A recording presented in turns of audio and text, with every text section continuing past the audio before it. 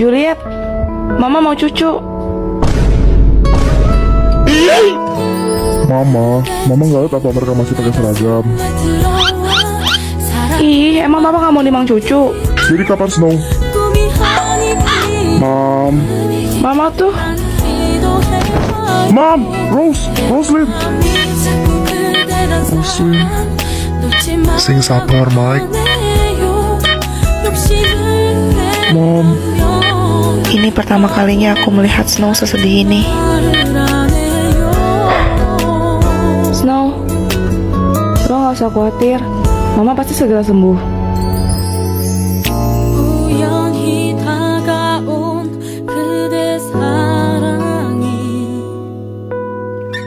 Waktu Mama hamil gua, Mama didiagnosa leukemia stadium 1. Tapi waktu itu dia bersikeras nggak mau di kemo. Dia takut gua kenapa-napa. Snow, Jadi Mama start pengobatan tuh setelah gua lahir. Kalau aja Mama mulai lebih awal. Kalau aja. Snow, maaf. Mungkin ini terdengar egois, tapi gue berterima kasih banget sama Mama. Karena dengan begitu, gue bisa lahir ke dunia ini dengan selamat. Dan gue bisa ketemu sama lo. Gue yakin Mama gak pernah nyesel sama keputusan dia.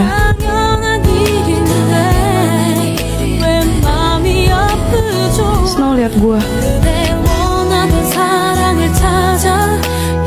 Ini bukan kesalahan lo. Jadi jangan terlalu nyalahin diri lo sendiri.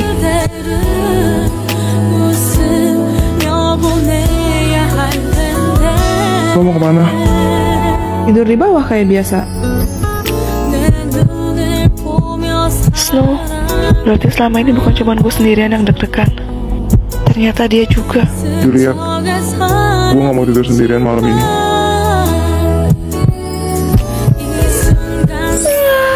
Finally, home sweet home. Sumpah banget Mama 3 minggu di rumah sakit. Welcome home, Ma. Kesayangan Mama. Juliet, sini. Lihat deh, ini kesukaan kamu kan? Pancake durian. Tadi ada yang jual di jalan terus Mama beli deh. Kok nyengat banget ya baunya? Juliet, lo gak apa-apa?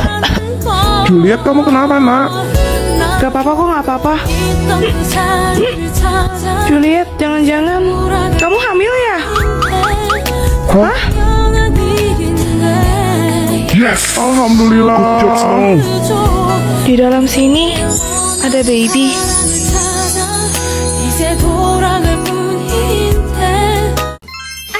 Juliet, lo kalau disuruh milih, punya uang sebanyak 30 juta atau punya bestie sebanyak 30 juta orang? Gampang, 30 juta bestie lah. Hah? Kenapa? 30 juta loh, instan loh, langsung. Hah, nih ya, gue tinggal minta 5.000. Dan karena mereka semua bestie gue, mereka bakal kumpulin tuh satu persatu masing-masing orang 5.000 buat kasih ke gue. Lagian juga cuma 5.000 doang. Tapi lo tebak, sekarang duit gue ada berapa? 5.000 dikali 30 juta 150 M weh. Terus, kalau gue mau nyalon nih jadi presiden, gue itu udah punya 30 juta suara secara cuma-cuma. Ya juga ya, udah pasti auto menang weh, pendukung lo banyak begitu. Kalau gue buka usaha seblak, juga pasti laris manis laku keras. Kenapa? Ya iyalah, karena gue udah punya 30 juta pelanggan. Wah, asli, kok lo bisa kepikiran? Belum selesai sampai sana dong. Kalau gue jualin tuh seblak, untung 1.000 aja per bungkus. Dan tinggal suruh 30 juta bestie gue buat beli dagangan gue tiap hari. Bentar. Gila, berarti satu hari cuma 30 miliar. Gue kaya nih bos, senggol dong. Wow, amazing. Juliet, masa katanya ada pesawat yang hilang selama 37 tahun sih? Emang benar? Pesawat PNAM 914 terbang pada tanggal 2 Juni 1955. Membawa 6 awak pesawat dan 57 orang penumpang. Dari New York ke Miami, Florida. Tapi baru 3 jam lepas landas, pesawat ini hilang dari radar. Hah? Jatuh gitu? Atau mungkin mesinnya error kali? Tim investigasi mulai dikerahkan untuk menyelidiki dan mencari di mana keberadaan pesawat tersebut. Tapi hasilnya nihil. Nggak ada sisa-sisa puing pesawat. Karena tak kunjung ditemukan, akhirnya kasus ini ditutup sebagai kecelakaan pesawat yang jatuh tenggelam ke dasar laut. Pemakaman secara simbolis pun dilaksanakan, dan pihak maskapai juga membayarkan sejumlah kompensasi untuk keluarga korban yang ditinggalkan. Ya ampun, pasti sedih banget. Tapi pada tahun 1992, Tiba-tiba, pesawat misterius muncul di Bandara Udara Internasional Simon Bolivar di Caracas, Amerika Serikat. Sebenarnya, petugas bandara juga bingung karena ada pesawat yang ingin mendarat, tapi tidak terdeteksi oleh layar sistem mereka. Kok aneh? Sang kapten pilot pesawat tersebut mencoba melakukan kontak dengan menara pengawas. Ia bertanya, ini di mana? Juan sang petugas bandara menjawab, kalian berada di Bandara Udara Caracas. Iya. Nggak lama, pilotnya bales, kami PNAM 914, membawa 6 awak dan 57 orang penumpang. Dengan rute penerbangan New York menuju Miami, yang dijadwalkan tepat mendarat pada pukul 9.55 waktu setempat, tanggal 2 Juni 1955. Apa? Seketika, semua petugas bandara yang mendengar dari menara pengawas kaget karena sadar kalau itu adalah pesawat yang pernah hilang 37 tahun yang lalu. Waduh. Setelah pesawat mendarat dengan selamat, petugas bandara bertanya kepada sang pilot, apakah Anda tahu kalau sekarang itu tanggal 21 Mei tahun 1992? Terus? Sesaat setelah mendengar itu, pilot pun terdiam, lalu menyalakan kembali mesin pesawat dan langsung terbang lepas landas menuju udara. Ah elah, kemana lagi dah? Pesawat jet diluncurkan dari Caracas guna mengikuti jejak pesawat tersebut. Dan beberapa jam kemudian, pesawat itu mendarat sampai di Bandara Udara Miami. Serius?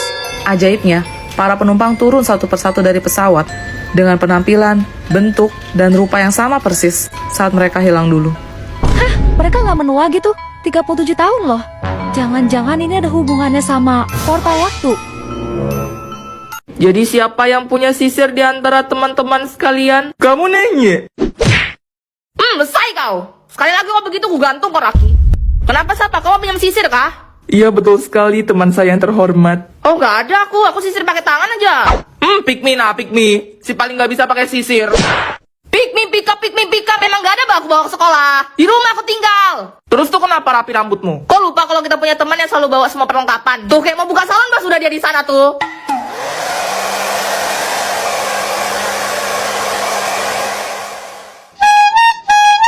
Pemberitahuan, hari ini mata pelajaran kosong dulu. Bapak lagi tenggelam. Katanya tenggelam, kok bisa ngechat? Maksudnya rumah bapak yang tenggelam. Oh ya, mending kita buat konten yuk mumpung jam kosong. Yang lagi rame tuh Tentang tamu spesial ampunnya setengah gambut si Raja Jumping Saman Brembo and Saman Brembo.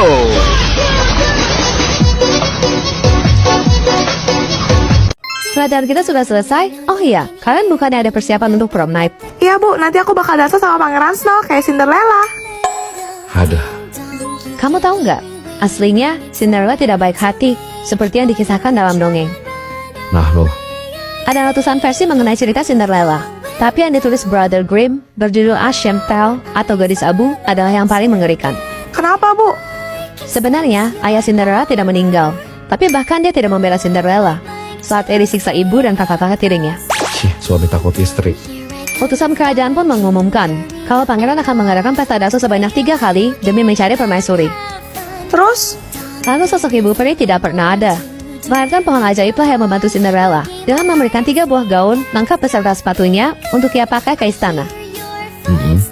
Seperti yang kita tahu, Cinderella harus pulang sebelum jam 12 malam. Kalau tidak, sihirnya akan menghilang. Jadi pangeran berusaha keras untuk menangkap Cinderella dengan berbagai cara. Mulai dari memberikan jejak lumpur, sampai meletakkan semen aspal. Tapi walaupun Cinderella terjebak, ia mengalahkan 11 sepatunya dan tetap berhasil kabur. Iya. Berbekal sepatu itulah, pangeran mencari keberadaan Cinderella dengan mencocokkan pada seluruh kaki perempuan yang ada di negerinya. Ribet ya.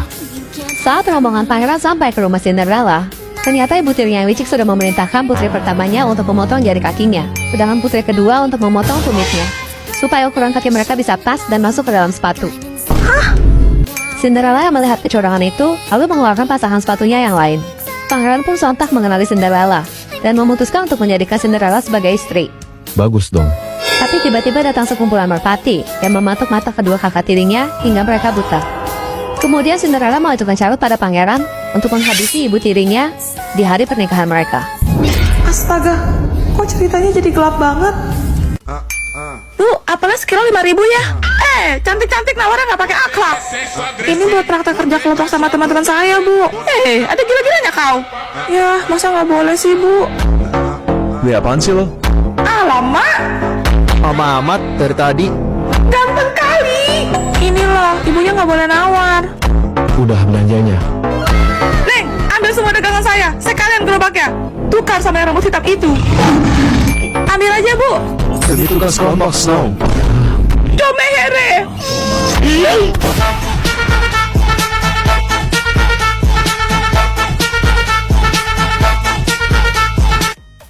Ih, lucu banget. Ini beneran dibuang. Padahal masih bagus begini loh. Sayang amat. Apaan tuh? Kok kayak boneka santet? Anak aja. Tapi mirip boy sama lo. Cantik kan? Bejir. Iri bilang, bos. Yuk ikut aku. Juliet, nilai kamu turun terus. Kalau begini, kamu bisa-bisa nggak naik kelas. Apa? Nih, Kamu kan tahu aku nggak suka rasa ini. tapi di kantin tadi sisa. Dasar nggak peka. Terserah. Kok dia malah pergi sih? Aku pulang. Juliet, sore kali kau pulang. Tiap-tiap hari kerjanya main HP terus. Tengok tuh anak tetangga, sudah bisa cari uang. Berisik ah. Kau itu melawan terus. Mending dulu mama buang kau ke sungai, biar dimakan buaya. Kenapa sih semuanya pada jahat sama aku? Enaknya jadi kamu. Gak usah belajar. Gak berantem sama pacar. Gak dibanding-bandingin sama orang tua. Aku pengen jadi kayak kamu. Juliet. Nah ini mama belikan seblak pedas. Seblak? Mau. Makasih Ma. Aku sayang sama mama. Ah bisa saja kau. Kalau kau manis deh gini kan mama senang. Kenapa aku nggak bisa bergerak? Juliet, maaf ya soal tadi siang. Jangan ngambek lagi. Kita pergi nonton yuk. Snow, dia bukan boleh. Kamu tunggu bentar ya di bawah. Aku siap-siap dulu. Oke. Snow, tolong. Katanya kamu mau jadi kayak aku. Permintaan kamu udah terkabul kan? Tapi kok kayaknya kamu gak senang sih? Apa? Enggak, aku gak mau begini. Hah. Selamat tinggal.